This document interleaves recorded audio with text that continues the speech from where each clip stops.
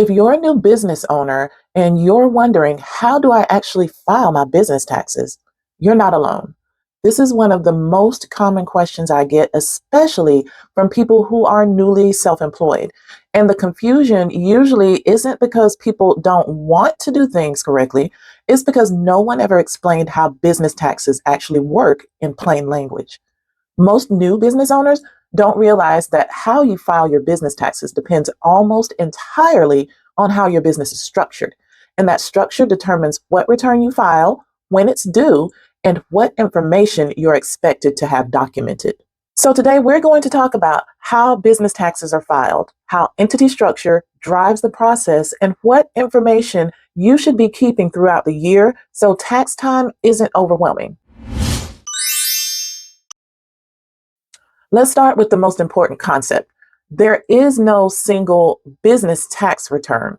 How you file depends on your entity structure. Now, most new business owners assume that once they start a business, they automatically file a separate business tax return. In reality, some businesses file their taxes as part of the owner's personal return, and others file their own standalone business return. That distinction matters. If you're a sole proprietorship or a single member LLC that has not elected to be taxed as a corporation, your business income and expenses are reported on your personal tax return. This is typically done using a Schedule C, which is attached to your individual Form 1040. In this case, the business itself doesn't file a separate tax return. So instead, the activity flows directly onto your personal tax return, and the net profit is taxed as part of your individual income. Now, for Schedule C filers, the due date is the same as your personal tax return, generally April 15th. Now, if your business is a partnership, meaning there are two or more owners and no corporate election has been made, the business files a separate partnership return. This is called a Form 1065. Now, the partnership itself doesn't pay income tax. Instead, it reports income and expenses, and then each owner is going to receive what's called a Schedule K1. The K1 is going to show their share of the income or expenses. That information then flows onto each owner's personal tax return. Now, partnership returns are generally due March 15th. Okay, now if your business is an S corporation, the structure changes again. An S corporation files its own return using a Form 1120S. Just like partnerships, S corporations typically don't pay income tax at the entity level. Instead, the income or loss flows through to the owners via a Schedule K1. S corporation returns are generally due by March 15th. Then there are C corporations. Now, C corporations file on what's called a Form 1120, and they're taxed separately from their owners. The corporation pays its own income tax, and then owners are taxed again if there are profits distributed as dividends. Now, C corporation returns are generally due by April 15th, although some corporations have different fiscal year rules. The key takeaway is this: your entity structure determines which return you file and when it's due. That's not optional, and it's not flexible. Understanding your structure is the first step in understanding your tax obligations. Now, the next area where new business owners get stuck is documentation. Even when someone knows which return they're filing, they're often unsure what information they're supposed to have ready for taxes.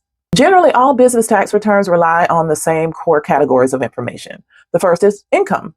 You should be able to clearly document how much money your business earned during the year. Now, that includes payments received, deposits, and any other business income, regardless of whether a tax form was issued to you.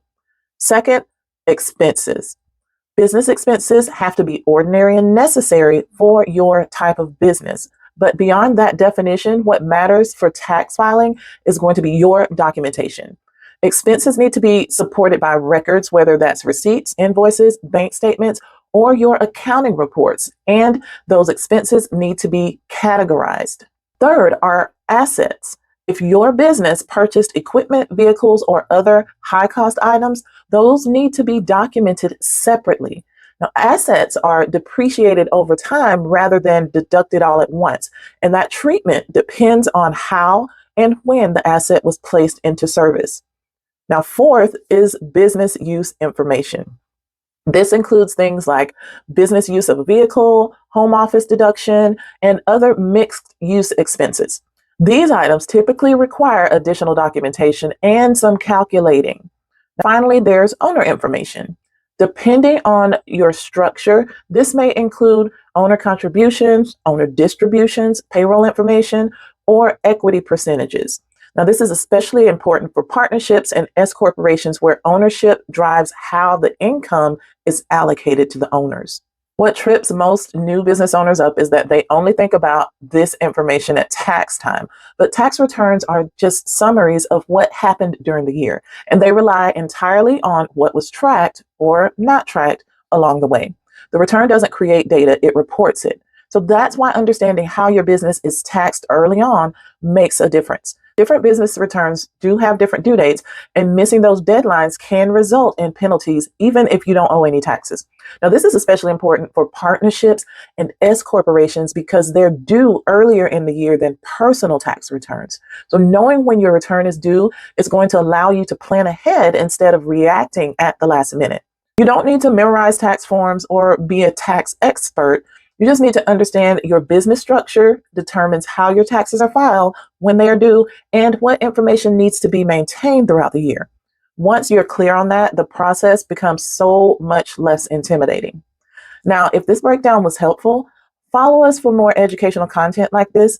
Thanks for watching, and I'll see you in the next session.